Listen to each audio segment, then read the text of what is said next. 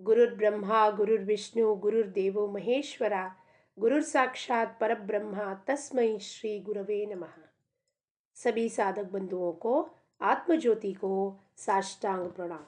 हमारे सद्गुरु श्री चंद्र कुमार जी के दिव्य चरणार विंदों में साष्टांग प्रणाम करते हुए कबीर अमृतवाणी से एक और दोहा देखते हैं, जो इस मानव देह का सार क्या है। अमृतवाणी का दोहा कहता है कि मानव जन्म जो है वो दुर्लभ है। ये शरीर जो मिला है, ये शरीर अगर प्रपंच के कीचड़ में फंसा रहेगा तो इसका कोई वैल्यू नहीं है। और यही शरीर परमात्मा के चिंतन में इसका ध्येय पता चल जाएगा कि भगवत प्राप्ति के लिए ये नर मानव जन्म मिला है। 84 लक्ष योनि में जीव फिरकर जब उसे मानव जन्म मिलता है तो इस मानव जन्म में ही आपको सब कुछ प्रोवाइड किया गया है। क्यों? ताकि आप अपने इस मानव जन्म का महत्व समझे। इसलिए नहीं आए खाना पीना करने के लिए, वो तो हम में और पशु में कोई फर्क ही नहीं है। वो भी 4 दाने चुग कर जाते हैं, घर बनाते हैं, सब कुछ करते हैं, फिर प्रजनन होता है, सृष्टि का नियम आगे बढ़ता है, वो भी करते हैं, हम भी करते हैं। उनमें और हम में क्या फ़र्क है जी? उनमें और हमें बड़ा फ़र्क ये है कि जो विवेक है वो मानव जन्म में मनुष्य को दिया है, प्राणियों को दिया नहीं है। प्राणियों का ज्ञान कहाँ तक सीमित है?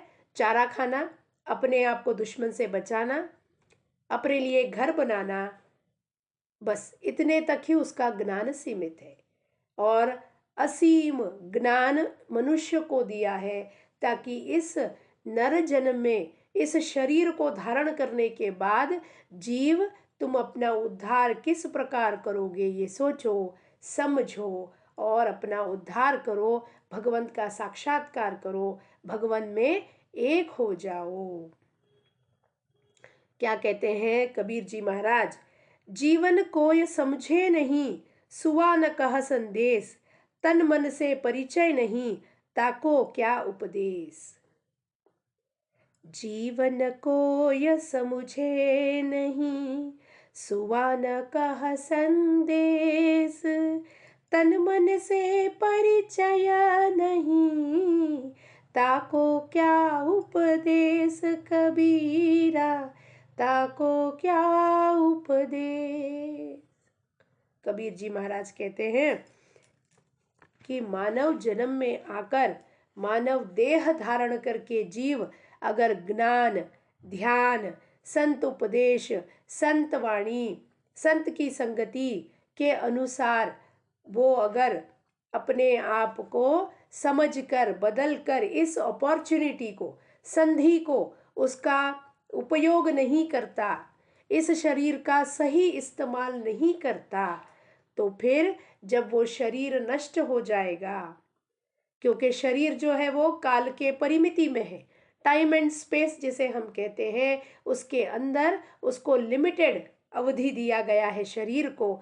तो फिर उस अवधि में आकर अगर केवल हम आया राम गया राम की तरह खाना खाया, पी लिया, मॉल में गए, पिज़्ज़ा बर्गर खाया, साड़ी खरीद ली, सूट खरीद लिया, 4 गाड़ी बना ली, 4 बंगले बना लिए, इसको ही हमने अचीवमेंट समझ लिया, तो ये हम काम जो है हर बार मानव इधर पृथ्वी पर जन्म होगा तो यही कर्मों के बंधन में फंसा रहेगा। ये कोई बड़ी अचीवमेंट नहीं है। 4 घर बना लिया कोई अचीवमेंट नहीं है। 4 घर के अंदर रहने वाला इंसान एक ही है, दुखी है, बेजार हो रहा है, कष्ट हो रहा है, रो रहा है, तो 4 घर का क्या फायदा है महाराज? उस 4 घर के लिए झगड़े किए जा रहे हैं, भाई भाइयों में झगड़े हो रहे हैं, माता पिता को वृद्धाश्रम में भेजा जा रहा है, प्रॉपर्टी के लिए धक्का मारा धक्का मुक्की हो रही है, देवरानी जेठानियों में सास के गहनों पर लड़ाई कुटाई हो रही है।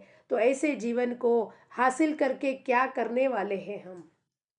फिर उसको चुकाने के लिए, उस कर्जा को चुकाने के लिए जो भी कर्म किए हैं अभी बुरे कर्म, फिर से जन्म लेना पड़ेगा, फिर से शरीर धारण करना पड़ेगा, फिर से हमको टोचना। नरक यातना कहाँ है? हॉस्पिटल में ही नरक यातना है।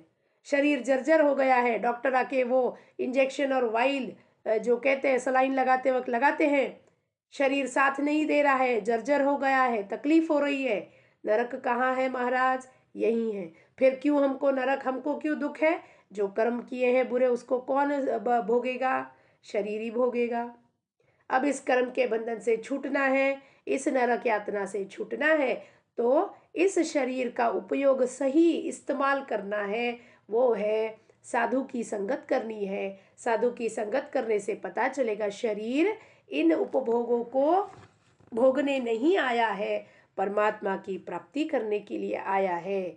जब तक शरीर में प्राण है तब तक सत्संग मिल सकता है, संत का संग कर सकते हैं, सदगुरु की वाणी सुन सकते हैं।